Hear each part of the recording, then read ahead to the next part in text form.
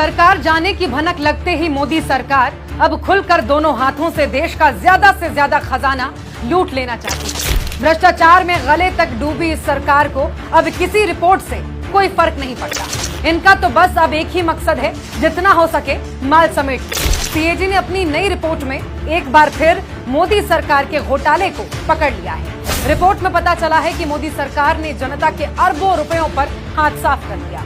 करोड़ों रुपयों का तो कोई हिसाब ही नहीं है, लेकिन मोदी सरकार का कोई क्या ही बिगाड़ सकता है। सीएजी की रिपोर्ट में कहा गया है कि केंद्र सरकार के खातों में भारी गड़बड़ है। ये गड़बड़ी लंबे समय से है और इसे दुरुस्त करने के लिए कोई प्रयास नहीं किया गया। सीएजी की रिपोर्ट में जो गड़बड़ियां बताई गई हैं, उसे और आसान भाषा में मैं आपको समझाती हूँ।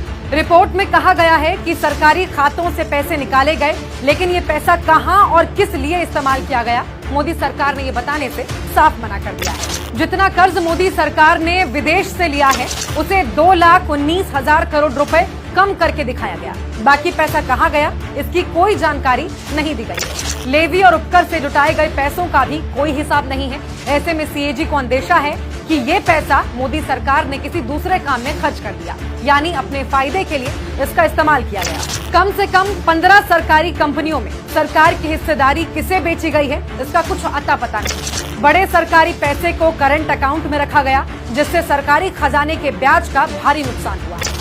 टेलीकॉम विभाग में भी गड़बड़ी मिली है।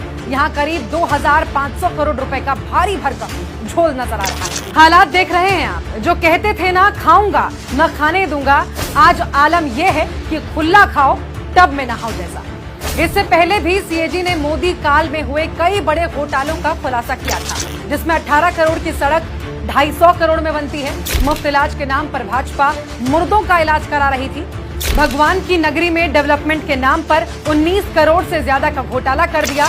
वृद्ध विधवा विकलांग को मिलने वाले पेंशन का पैसा भी मोदी सरकार डकार गई। भारतमाला घोटाला, टोल घोटाला और एचएएल घोटाला, जिनके घोटालों की लिस्ट इतनी लंबी है, वो लाल किले पर चढ़कर राष्ट्रवाद की कस्में खाते हैं। झूठ, फरेब, मक्कारी इनकी रगों में है और ये देश की आंखों में धूल झोंकते हैं। अब जनता इन्हें कभी माफ नहीं करेगी।